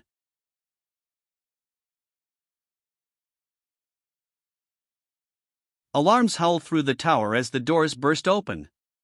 Smoke grenades hissed, spilling white clouds into the control room. Sarah's eyes stung, her lungs burned, but her fingers clutched the drive like it was her last heartbeat. Adil grabbed her arm. "Move," he shouted over the chaos. They darted toward the back exit, a narrow maintenance hatch Nyla had mapped earlier. But now Nyla stood frozen, her hands raised as guards poured in. One of them grabbed her by the shoulder, dragging her back. "Nyla!" Sarah cried.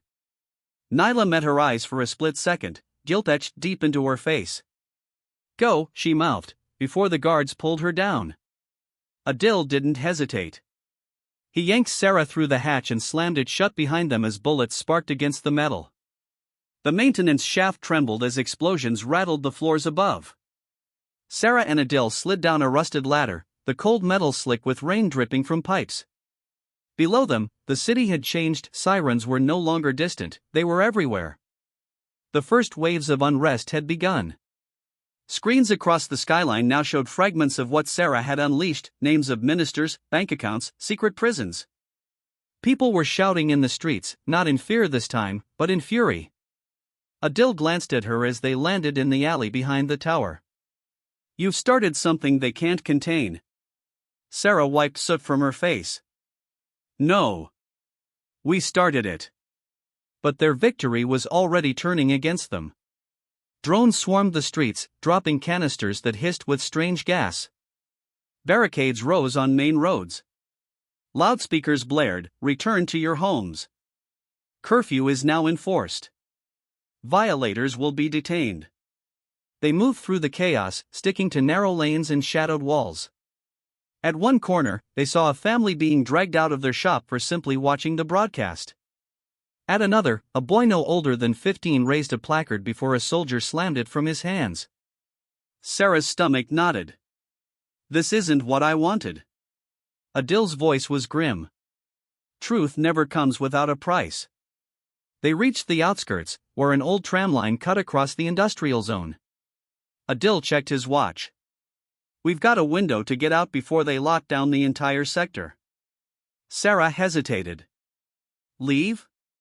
After all this?" He met her eyes. "Sarah, if they catch you now, this all dies with you." She looked out over the city, fires starting in the markets, people running, soldiers moving in columns. Somewhere in that storm, her mother's warning echoed again, "Truth is only powerful when people are ready to hear it." Were they ready? Or had she just lit a match in a room full of gas? A crackle on Adil's comm made them both freeze. Static. Then a voice. "Sector 9 clear. Target moving south with one companion. Authorization to engage." Sarah felt her chest tighten. They were being tracked.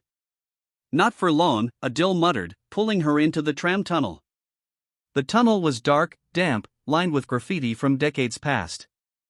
Their footsteps echoed against the old rails as they moved deeper. For a moment, there was only the drip of water and their ragged breaths. Then came the hum. Low at first. Then louder.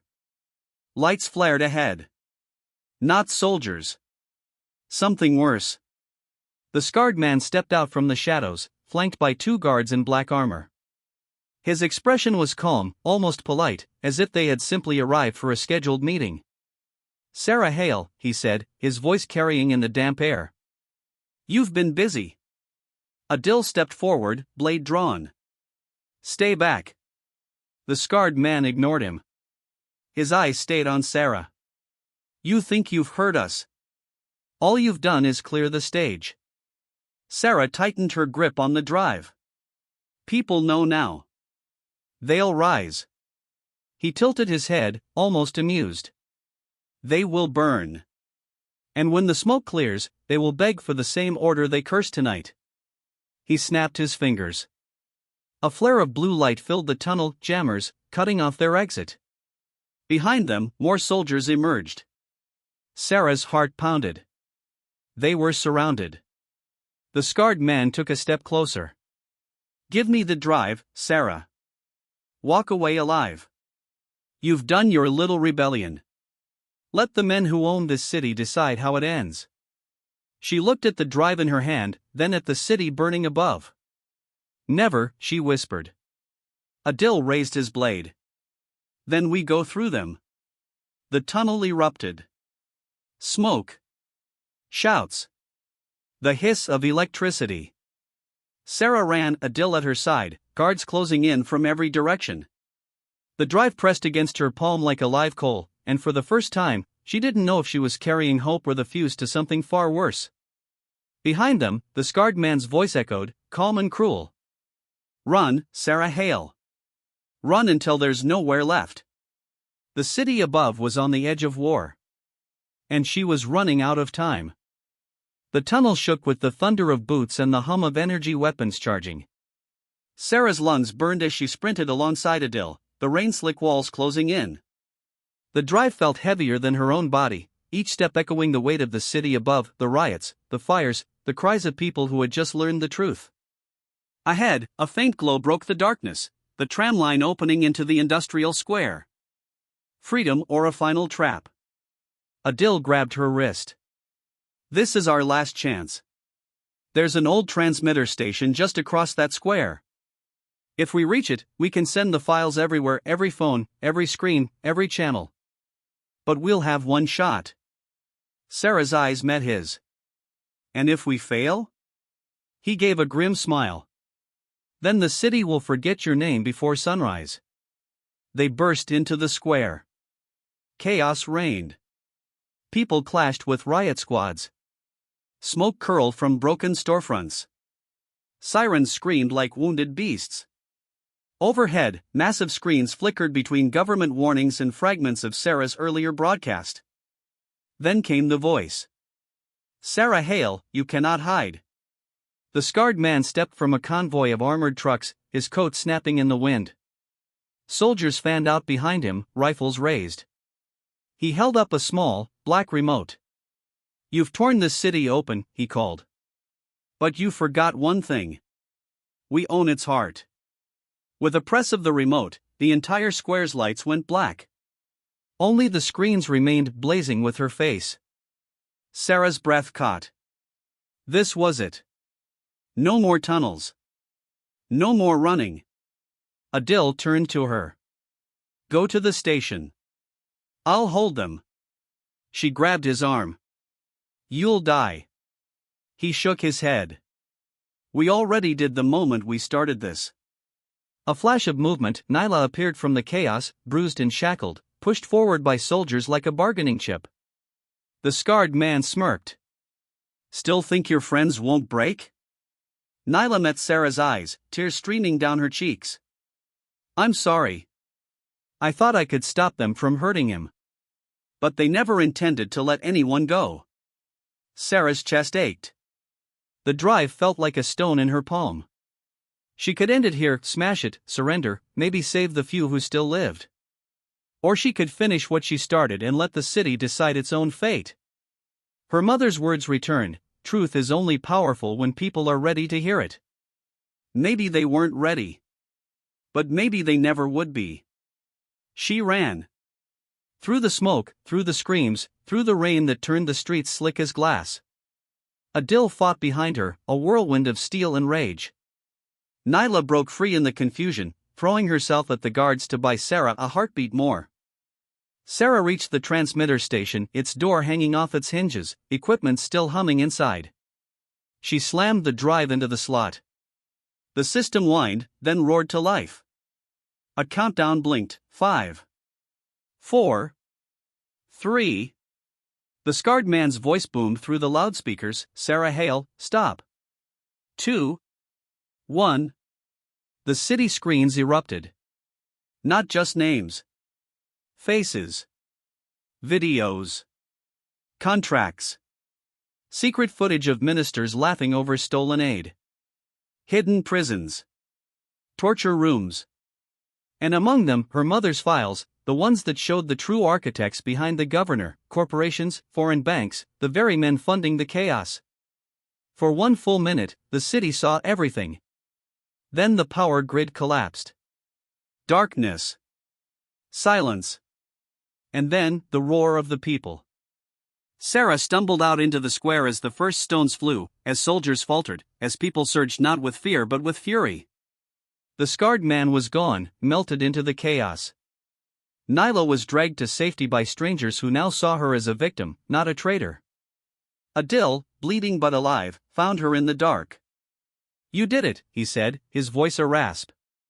Sarah looked around the city on fire, but not dead. Alive. Furious. Awake. "Did I?" she whispered. Days later, the governor's mansion burned. The men on her mother's list fled or were hunted down. Order did not return, not yet. But food appeared in the streets where it had vanished before. Guards lowered their guns when they realized the city outnumbered them. Sarah never went back to her old life. The restaurant was gone, her name etched into the walls of the uprising. Some called her a hero. Others called her a curse. But the homeless man she once fed found her again, this time with a smile. "You gave me food," he said, handing her a piece of bread. "Now the city gives back." She took it, her hands still trembling. "I just wanted to do the right thing," she whispered.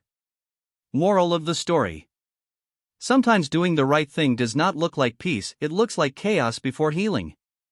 Helping one hungry soul can start a fire that lights a city. But truth is never safe. It demands courage, sacrifice, and the willingness to be hated before you are ever thanked. And for Sarah Hale, it began with a simple plate of food.